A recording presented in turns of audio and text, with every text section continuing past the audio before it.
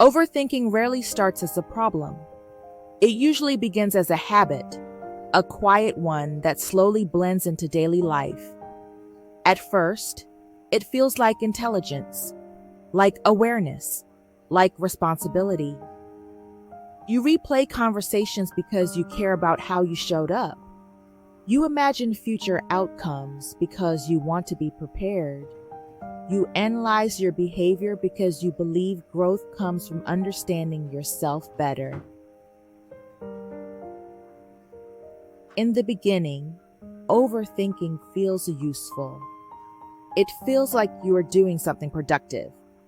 Your mind tells you that if you think long enough, deeply enough, carefully enough, you will finally arrive at certainty, safety, control.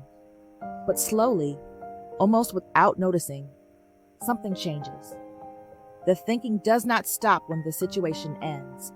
It follows you into silence, into rest, into moments that were meant to be simple. Your mind stops being a tool you use when needed and becomes a place you live in constantly. Thoughts begin to overlap. One question opens the door to 10 more. You are no longer solving problems. You are circling them. You revisit the same moments, not to learn, but to judge yourself. You replay words that cannot be taken back.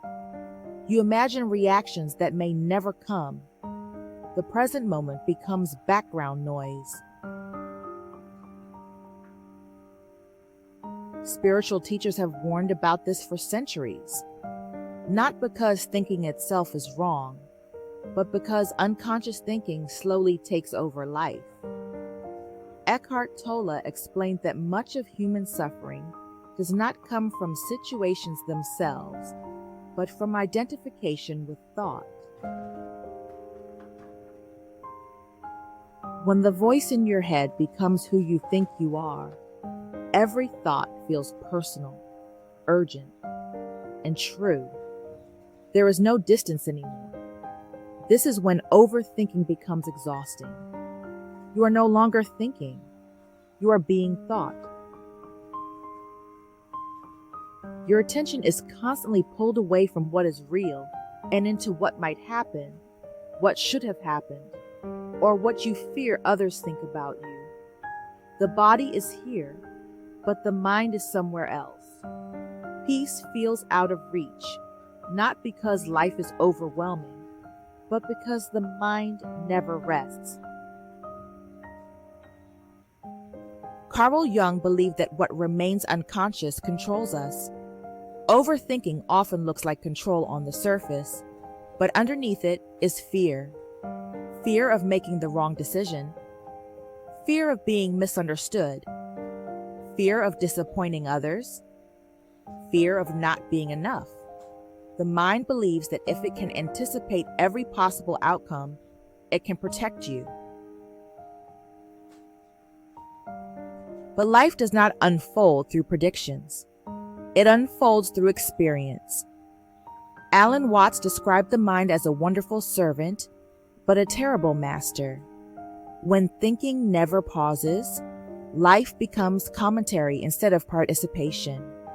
You are no longer fully living your experiences.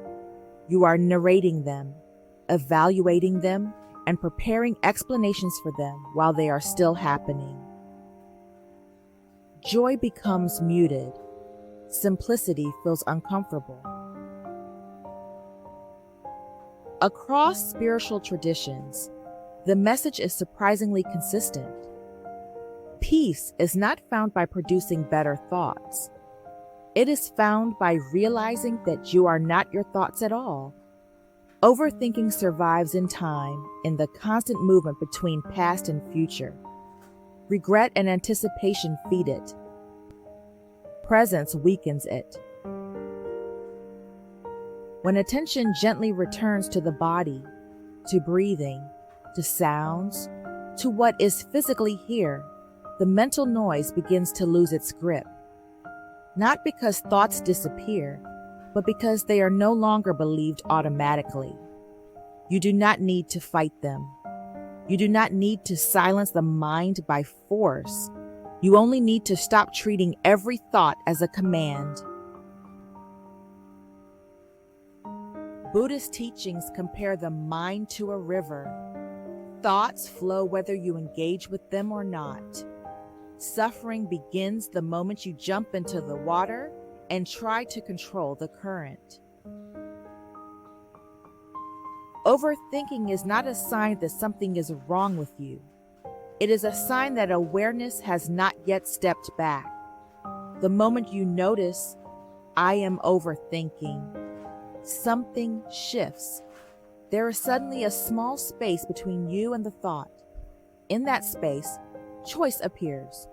That pause, however brief, is freedom. Life does not require constant mental effort. It requires presence. And the more you rest in presence, the quieter the mind becomes. Because in the end, it all comes down to one simple question: what's behind it all?